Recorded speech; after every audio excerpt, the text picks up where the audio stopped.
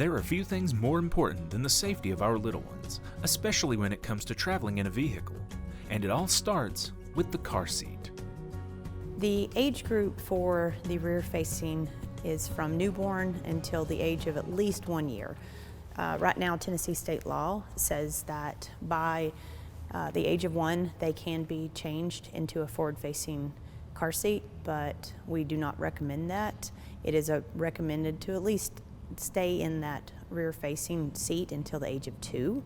It helps the child mature, the bone structure grow, and they're just a little beefier by the age of 2. So we ask, that the longer that you can keep that child 2 and longer, as long as the seat permits weight limit wise, to keep your child rear facing until you move them forward facing. What we like to tell parents when they're selecting their car seat is choose a car seat that is comfortable for you and that you're going to use 100% effective each time.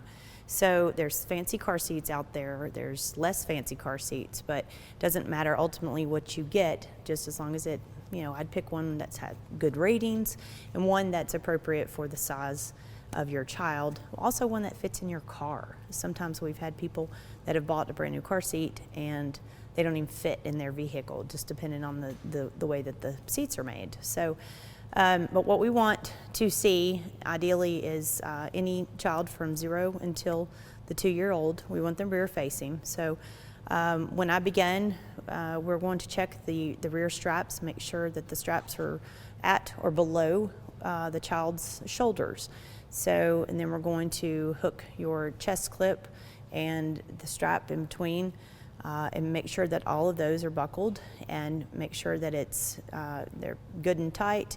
We want the parents to cinch in on pulling down generally on the car seat and get those chest straps and their straps all good and tight. So you don't need to cut their circulation off, but you also don't want to be able to pinch the webbing on that car seat. So if you can pinch it, it's too loose. So I just kind of adjust it, work with it, pull it down, pull it a little tighter, pull it down, and it's kind of finessing it a little bit to where you get it just perfect for your child.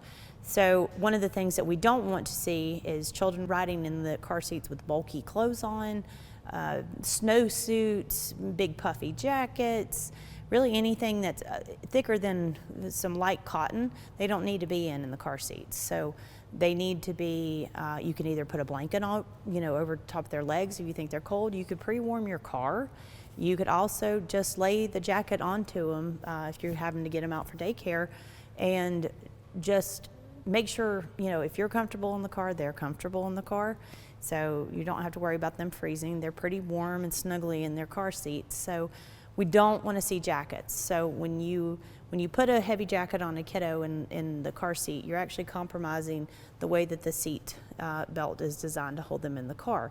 So especially the slick, puffy jackets are deceivingly big. You're not able to cinch down on those car seats really well, but they're very slick, and you run a chance of having a kid actually slide out of their car seat, and you otherwise think that they were buckled in.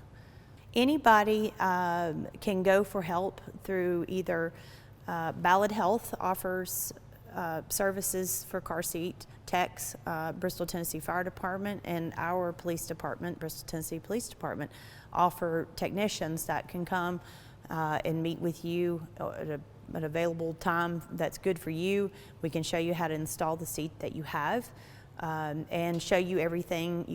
We can do it before your child is born, but ultimately we'd prefer to get that seat in, and then when your child's born, come back to us and let us test it again and make sure that the straps and everything's correct for that size child, because we want people to come and ask questions. If you have questions, sometimes I can answer them over the phone.